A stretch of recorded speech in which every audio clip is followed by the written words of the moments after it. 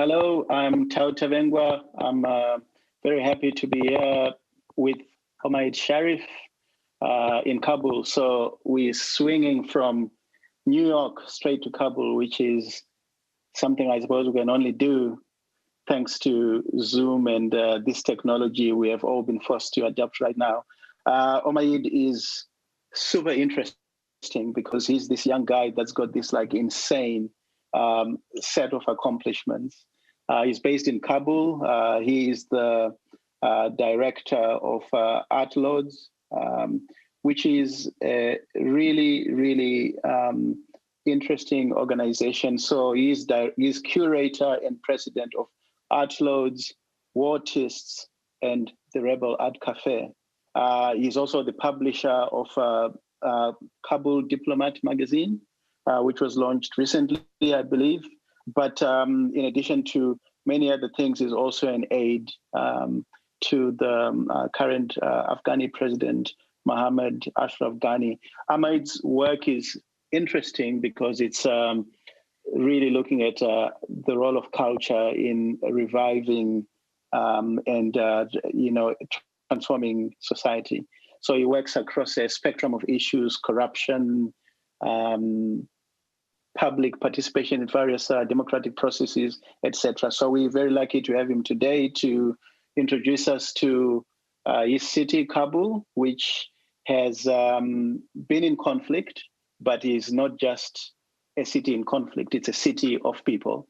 So Omaid is going to remind us of that fact and also share some of the stuff and experiences of being in the city and the work that he's doing. So Omaid, thanks for being here. You're on mute. Hello, good afternoon to everyone. Very happy to be here. Just a very small correction there, Tao. I used to work for the current president.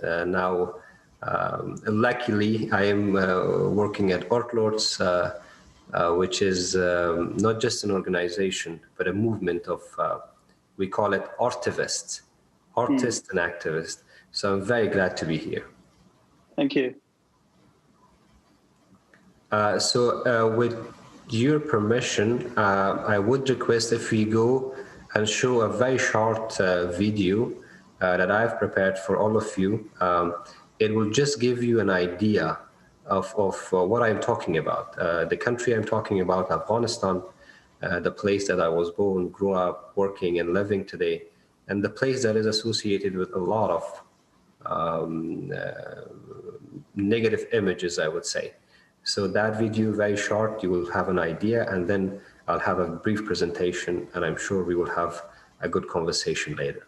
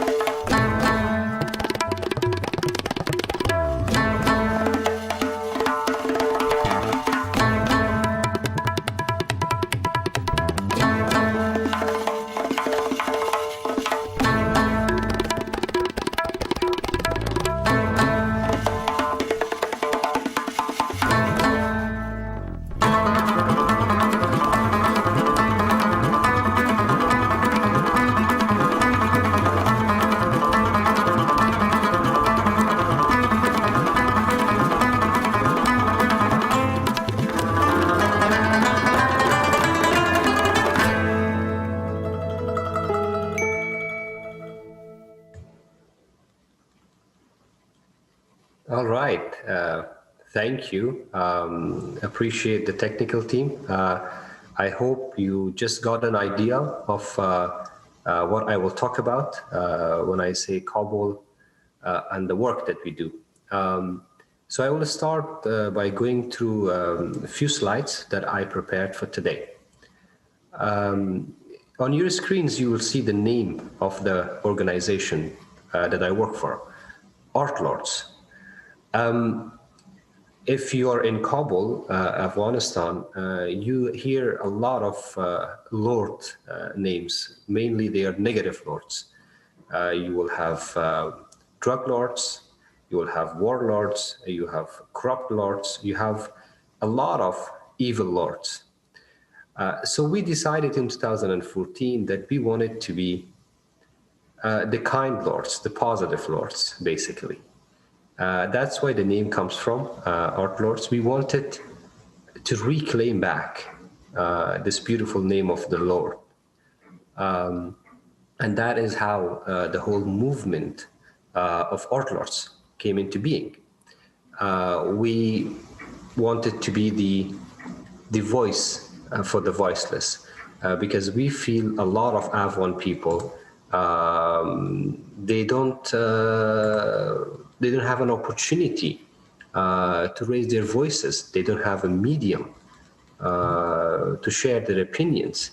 So we thought that art, especially public art, might be a place that we can share our ideas and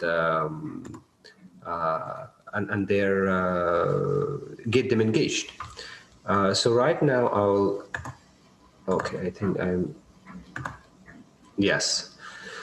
So who are we? It's a grassroots movement of artists, activists. We started as a volunteer movement in Kabul, and it's mainly a platform where we invite people to be part of something, because in Afghanistan, a lot of people, the big portion of the population, they don't have an opportunity to be engaged.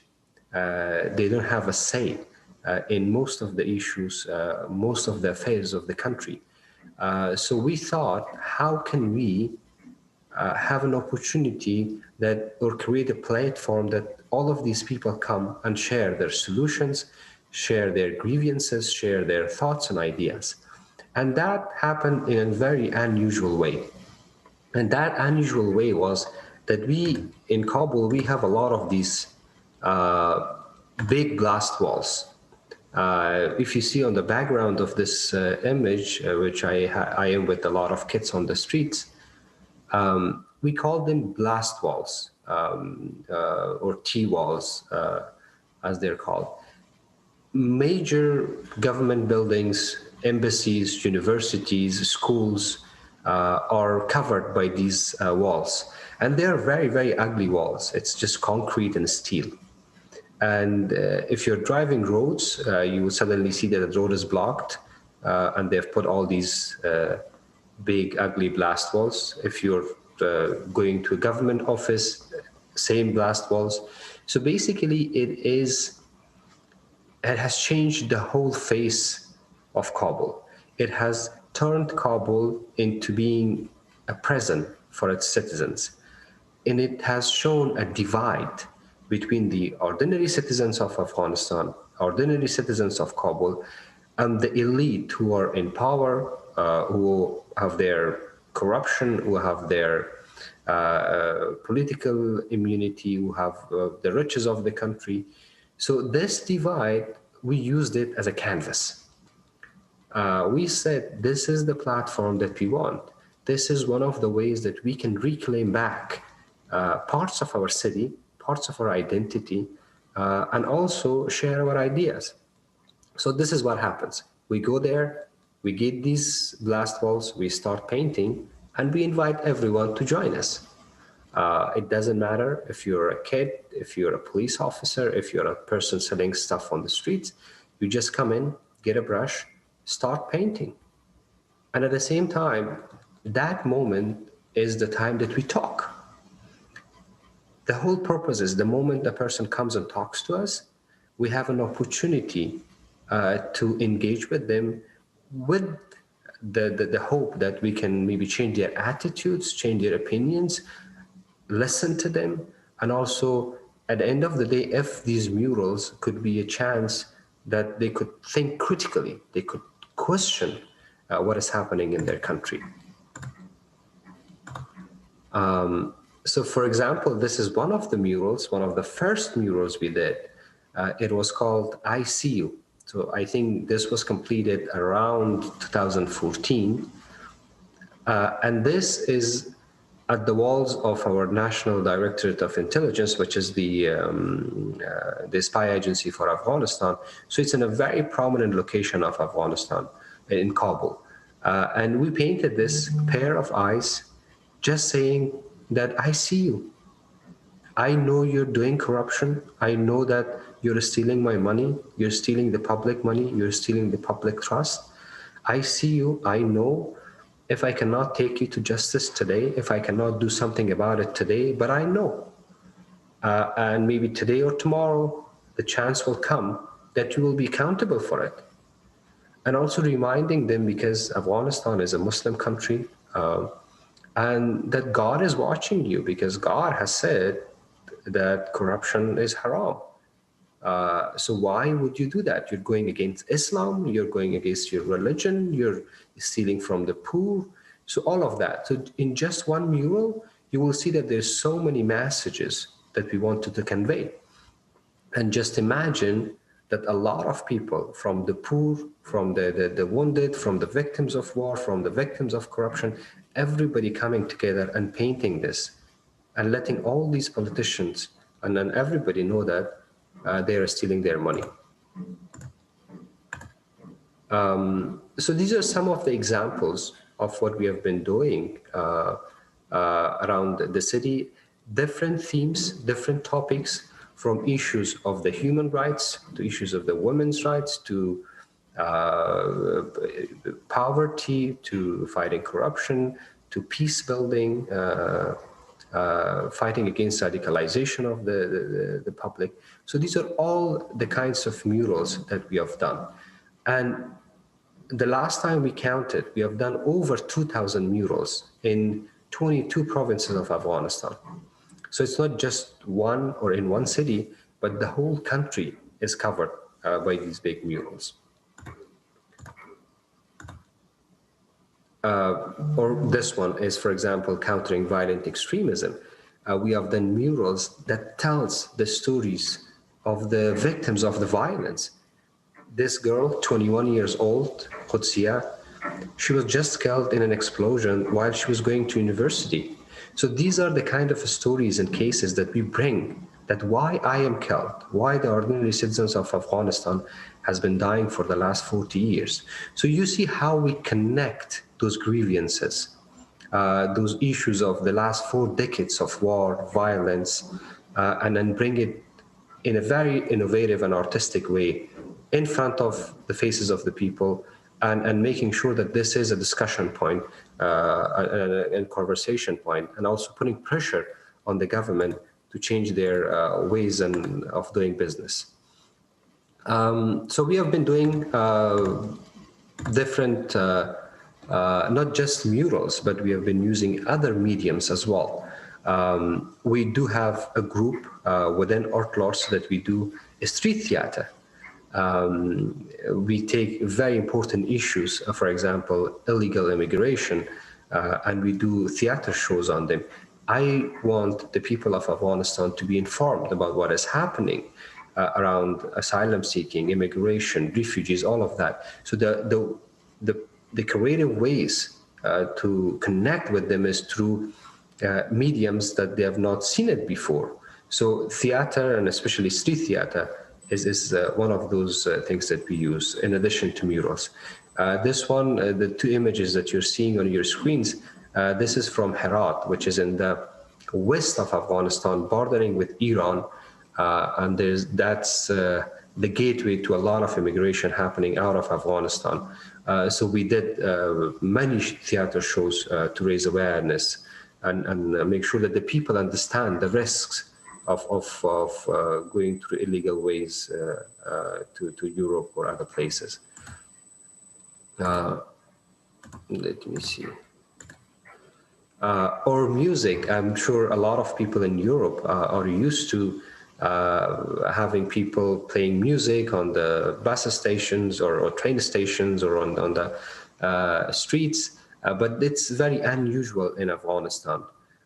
So for us, the purpose is to bring a bit of kindness and love back to a city which is ravaged by war, hatred, anger.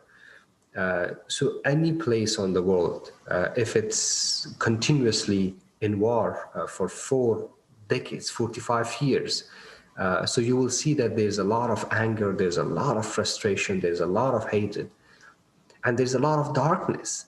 So what we try to do with our art, music, theater, murals, was not only to raise these very critical questions, issues, but also bring a bit of happiness, bring a bit of love in there. We wanted to be that candle in a darkness, make sure that people are at least smiling when they see a bit of a music or a theater show or a mural.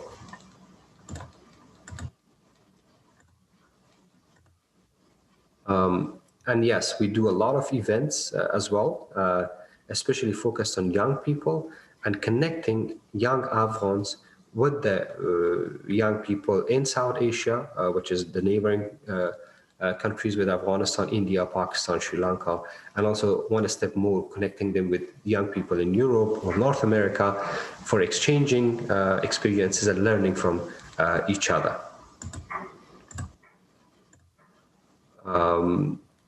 We use art as a therapy tool as well.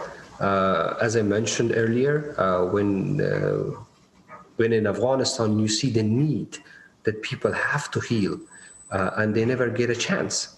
They never have that expert institutions, psychiatrists, and all of that. So one of the ways that we can help is by having art therapy sessions in our gallery in Kabul, or we go to different institutions. We go to orphanages, or we go to universities, we go to schools, and provide these art therapy sessions. Of course, our gallery is open. It's one of the few galleries in Afghanistan which is open for public every day, that they could come, see, or for the artists, for that sake. It's open, they can come and use that space for their exhibitions and works. And we also do a lot of exhibitions around the world to just show a different side of Afghanistan, because I believe my country is misrepresented a lot. So if we have an opportunity that we could show what really Afghanistan is, in addition to the war and violence, there's so much more to the country. So that is also what we try to represent and show a positive side of Afghanistan. So overall, these are some of the different kind of projects that we do, from bringing unity, empathy among the youth, to promoting critical thinking, to working on peace building and raising awareness. So there's examples of it all over. I appreciate your attention, and I will be very happy to take questions now. I love that. Thank you. That was great. So super interesting, the dimensions of what you have spoken about in such a small space of time. I want to sort of start by your last point, which is about representation, about how Afghanistan is misrepresented, etc. So it sounds to me like you are speaking to an audience that is the residents of the city. The second seems to me like you are also speaking to those in power and try to get some kind of accountability. But then also there's a third, I suppose, audience, if you're going to sort of reduce it in those terms, which is more global, where you're trying to kind of like paint and represent a different face of of the city, of the country. Where in those three, how do you approach each audience, I suppose, if we can call it that, or each group that you're trying to speak to? How do you approach that? But also, what's success? What defines success for each one of those categories? Sure. Thank you. What we do, especially with the residents of Afghanistan, it's just my message and my approach is that we show them that we are doing our part. Because when you're living in my part of the world, a lot of people, especially young people, they're very hopeless because you don't have jobs, you don't have a prospect about the future, you're living in poverty, there's a lot of violence, you have lost a member of your family, most of the household have lost somebody in the war. So you don't have a positive outlook for your future. So in that moment, what we do for the people of Afghanistan is that we come in and we tell them, let's do our part. Let's take responsibility. This is the only thing I could do. As a son of Afghanistan, as a person who grew up in poverty, as a person who have seen war, violence, who have lost family members, who have gone through so much pain and suffering, here I am, I'm trying to do something. I'm trying kindness, I'm trying love, I'm trying art to heal myself and heal my city. So the message is very clear. I encourage a lot of young people to start doing something. Don't wait. Don't sit down. Don't say that what the government is doing for them. Start from your household, start from your communities, start from your streets, start from your provinces. Go and do something. Be part of something. Get engaged. Raise your voice. So that is to one level. And I think we have been very fortunate that our message has gone wide across the country. People loved what we did, and it really inspired and encouraged a lot of young groups to do something. Secondly, talking to the power, we have to be honest with them. We have to put pressure on them. We have to name and shame them. We have to tell them that we know that you're corrupt. We know that you're fueling the war and violence. We know that you're trafficking drugs. We know that all of the nepotism and all of that. So we know it. The people of Afghanistan know it. We are trying to unveil all of the wrongs that they are doing. By doing this, we want to make sure that they understand that their crimes cannot go unpunished. People will know, history will know, and we will find other channels to take them to justice. So that's also a tool that we have to make sure the politicians are accountable. And third, talking to the world, because most of the world knows Afghanistan through the lens of CNN or New York Times or France 24 or something like that. And they usually bring you the negative news, because good news is no news. So basically what I go out there and I tell them that this is also Afghanistan. One reality of Afghanistan is that, yes, we are in a war, which I call it an imposed war. It's not my war. It's not Afghanistan's war. It's in a war that we have been in it for others, for taking it from the Soviets to the Americans, to the NATO, to the Pakistanis, to the Indians, to the Saudis. Apparently, it seems that the way to the heaven goes through Afghanistan. Everybody comes and does their war inside my country. So my message is that despite all of that, telling them that what war did to me, what war does to my country, and at the same time, we are very resilient people. We are not losing hope. We are also trying to change our lives. We're trying to bring the message of empathy, love to the world. This question of resilience, it's an abused word sometimes, I think. But at the same time, you are talking about a place that's been, I suppose, in a state of war, as you mentioned, back to the Soviets, Bush and all the stuff that, right up to now. What do you, but here is Kabul, it's still standing. It's still got people like you pushing along, looking and pushing towards this future. So when you talk about resilience, and I guess that's a really interesting point given the subject matter of this larger program that Cedric and them have put together.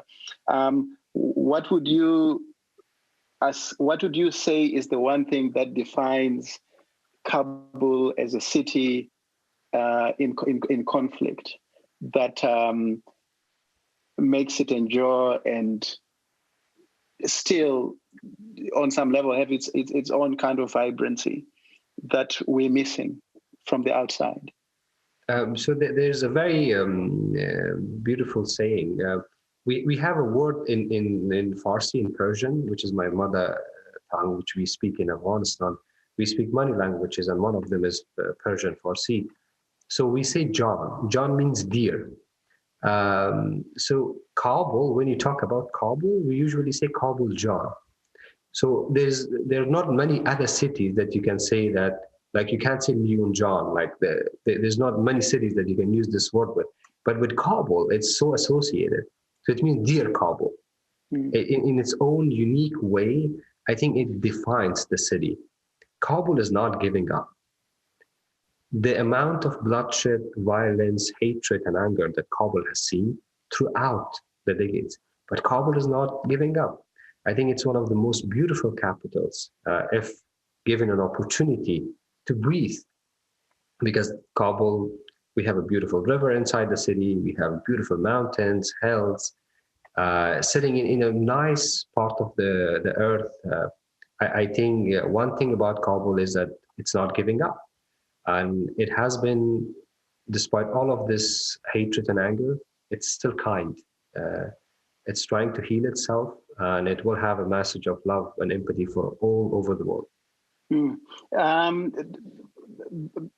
There's also this question, the work you're talking about, especially when you essentially speaking to power, like this I See You campaign. This is a direct message to those in power, right? I can't imagine that people are happy to be called out. So this is clearly dangerous work. So what is the personal toll of doing this work for you? Sometimes I talk with my friends and the family, we make a joke. Even when you're in breathing air in Kabul, it's also dangerous because right now it's winter and the air quality it's always, when I look at my phone, it says hazardous. So don't get out. So anything you do in Afghanistan is dangerous, as other parts of the world, but it's an extra level of danger involved because there's not just one group of people involved, but there's so many from the Daesh, the Taliban, the terrorists, the target killings, the explosions, the government itself. So there's a lot of actors who could harm you. And we did have our fair share of threats as well. But I believe that we consciously decided to do this. So if we as a group, Artlords, we do not do this right now, who will? So as I mentioned earlier about taking responsibility and then doing your part. So that is that despite all these threats, I might be killed or my colleagues might be killed doing this. It's very, very possible every single day. I've always, since years, I've been quoting and saying this, that the moment I get out of the house in Kabul, I'm not sure I'm coming back alive because there's so many possibilities of me being kidnapped, killed, or my colleagues, so the group that I represent. But consciously, I feel responsible that I have to do this. I have to make sure that we change the attitudes of the people. I have to make sure that I have a platform, I have an opportunity, I have a say, and I have to do it. Maybe later our kids, the history will judge us, will write about it, but this is the moment that we take responsibility. So speak to us a little more. So you said Artlords is it's a mix of activist, artist, volunteers. What's the makeup of that group from gender, age, perspective, education levels, etc.? One, but also how do you recruit? And is it easy to recruit people to work with you? We call ourselves artivists. So it's a bit of artist, a bit of activist coming together. That is, I think, a good word that can describe what we do. Most of our artists and activists are very young people. They're graduates of the universities or not, or they are self-taught artists and activists. It's a mixed group of people, female artists and male artists, as you saw in the video and in the images. So there is a lot of all genders involved. And the recruitment is mainly that there's a lot of interest for a lot of young artists and activists that they want to be part of Artlords, and we encourage them to be part of it in volunteer basis or more permanent and project basis.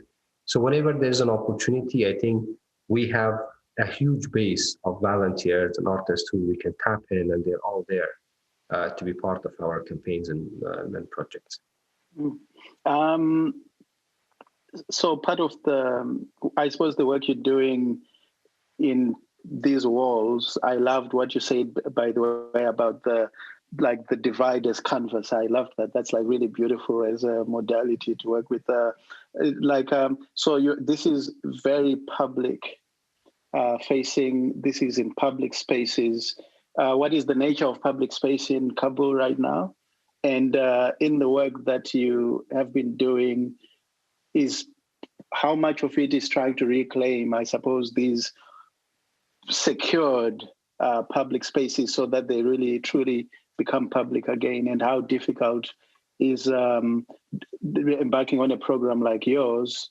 Do you have sufficient government support to try to do some of these programs? Because Kabul is under siege, it's a war zone. So you see a lot of guns, you see a lot of these blast walls. And while working on these blast walls, so it's very difficult to get to them because usually they are guarded. There's armed guard around these walls because of the security challenges that we have. So usually getting to these walls are always difficult. I have to go through so many processes. I have to make sure that I have the right papers, because the moment I or my artists arrive at a wall, just imagine it's the spy agency. You're not even allowed to have your phone out for taking pictures when you're before that wall, in front of that wall. So we have to make sure that they know beforehand that we are coming and we are trying to do this painting. But sometimes it depends on the institutions. So sometimes some of them are very friendly. Some of them that we have, they know us and we have a relationship. They help us get those papers and permissions. Sometimes they're not. So it's a very interesting dynamic between us and the government. But in terms of support, if you mean any resources, we have been very hesitant to take any resources from the government, because the moment you take something from them, then you cannot criticize them. So it's simple as that. But we have been trying other ways to help our artists and activists by selling their art, by having collaboration and partnerships with international organizations like UN and other agencies. So that's how we are trying to get our support. But at the same time, we are respectful of the laws in Afghanistan, but our rights as well, because our constitution gave us the right to protest, raise our voices, and we are doing that. So it's a very interesting dynamic. I've got a question from John, one of the people in the audience. You say you recently did an event with Artlords about youth in Kabul.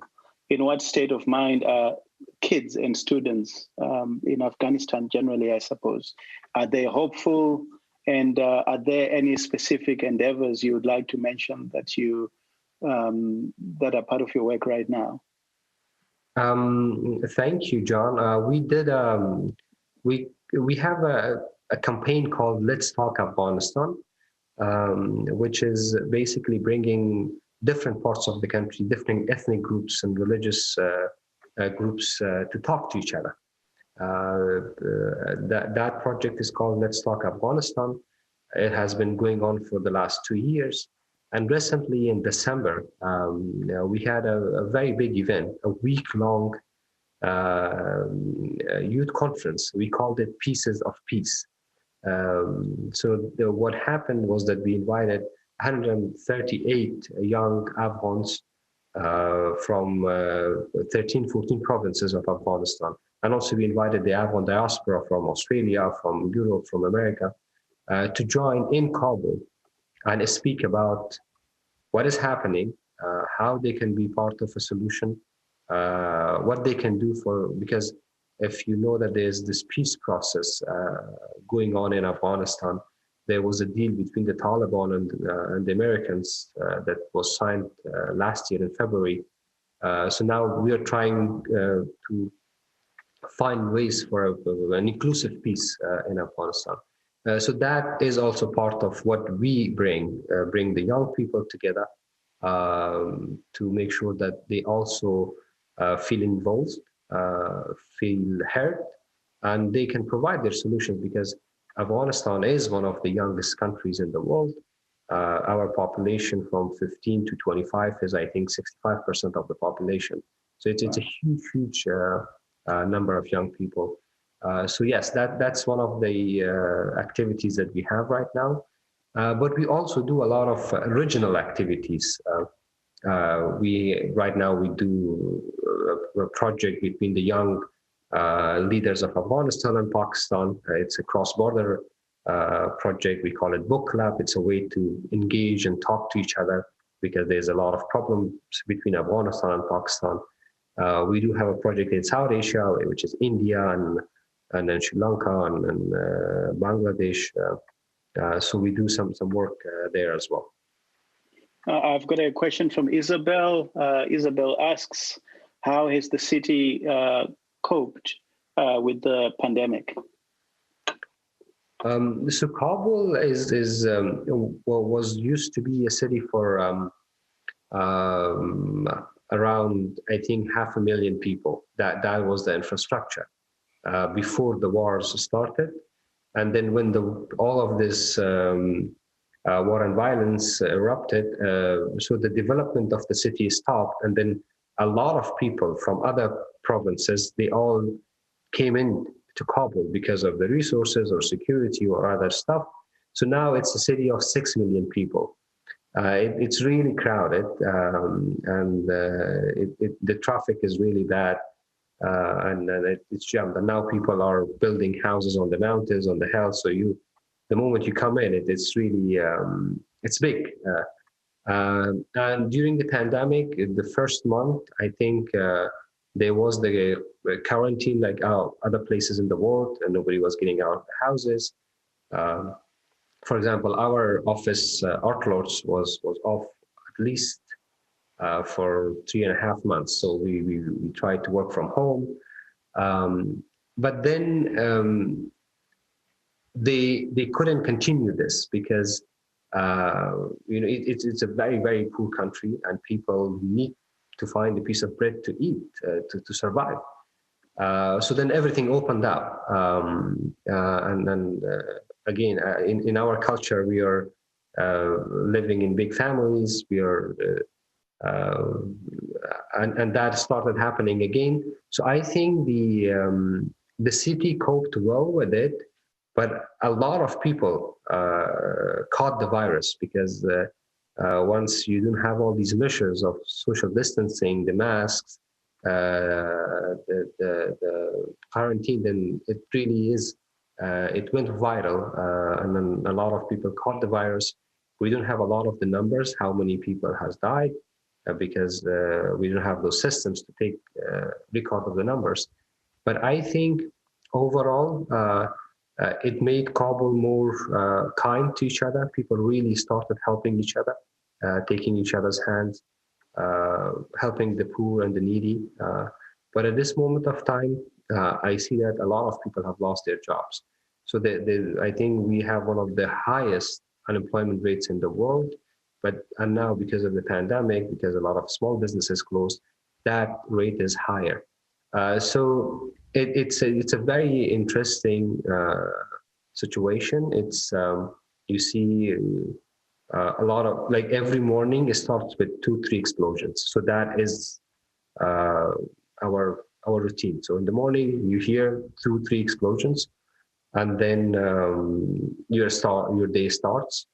And the moment you get out, you see a lot of people who are begging on the streets. You see a lot of people who do not have jobs. You see a lot of addicts. So it's heartbreaking, but at the same time, you also see glimpses of that the Kabul is not giving up.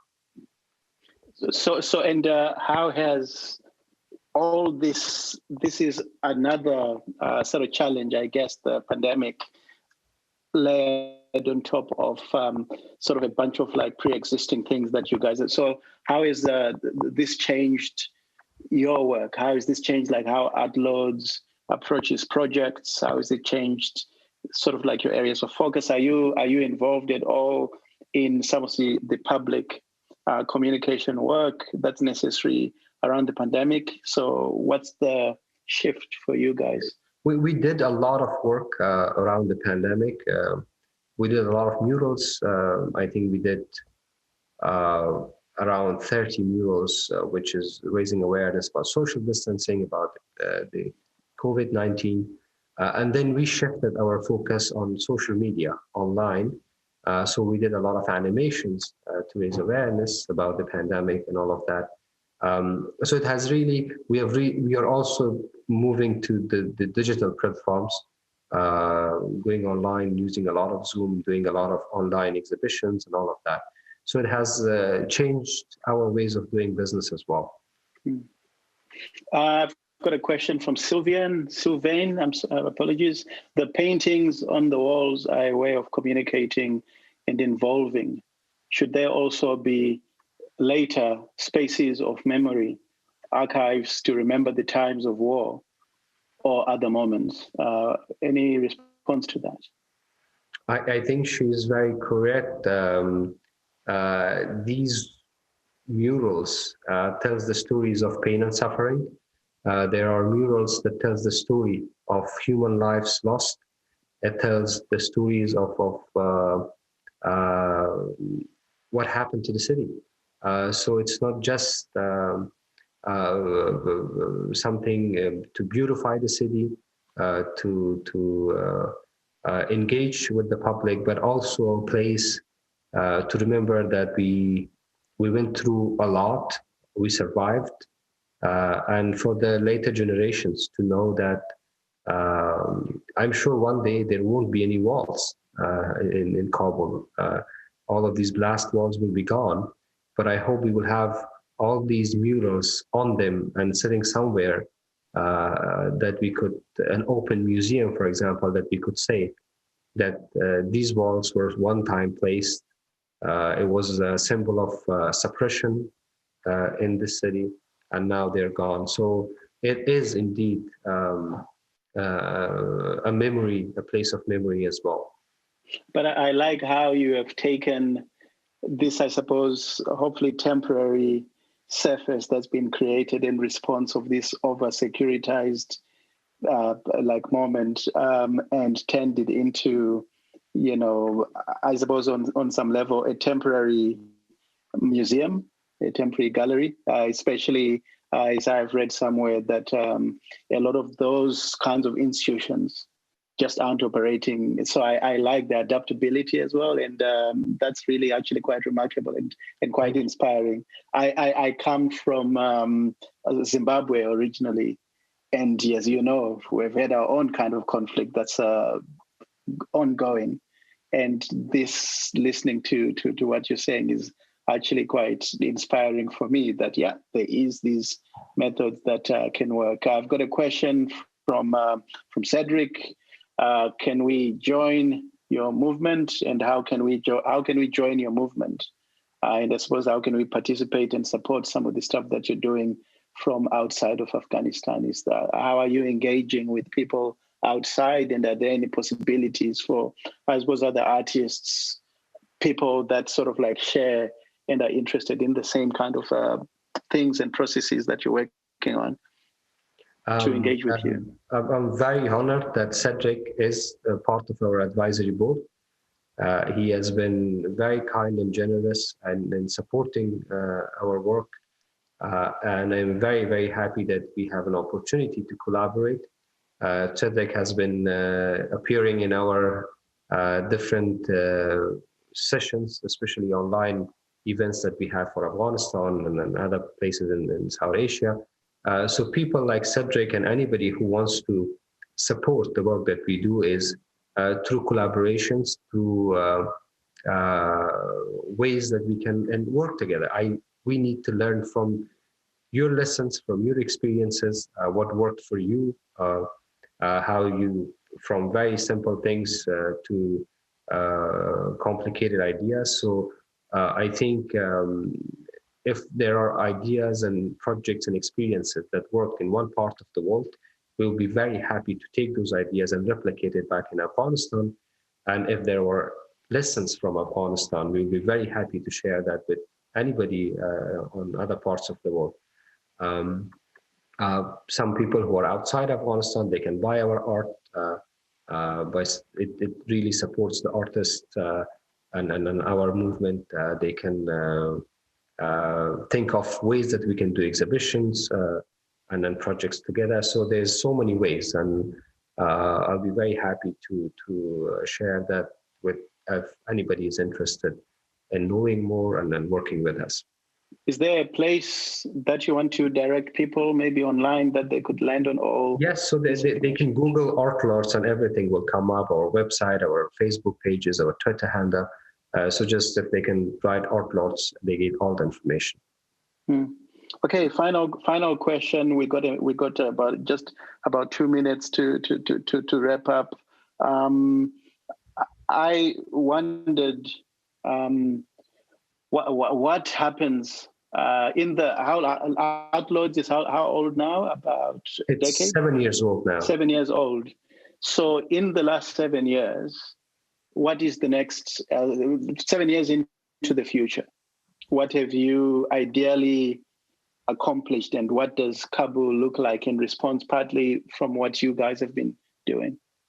I think Kabul, the face of Kabul has changed completely. So the moment now, if you come to Kabul, you no longer see a lot of these ugly, boring concrete walls. You see a lot of beautiful murals. So the change of the city has changed. It's no longer a sad city. It's more of a bit vibrant with more colors, definitely.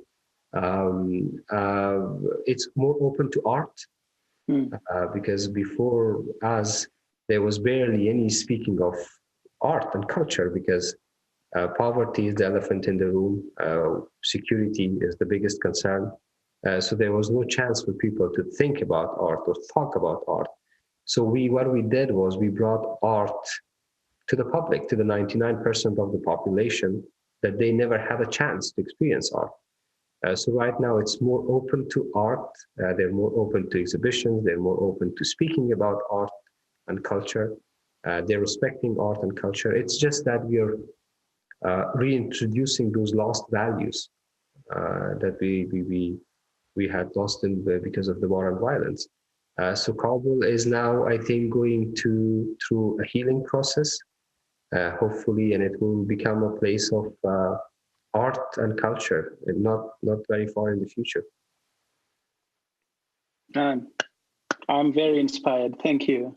That was really very special, and thanks for taking the time and for sharing some of what you have shared. And on behalf of everybody, the audience, thank you. And you will definitely be hearing from me. I want to know more. So Have a lovely day, and thank you to the audience for joining.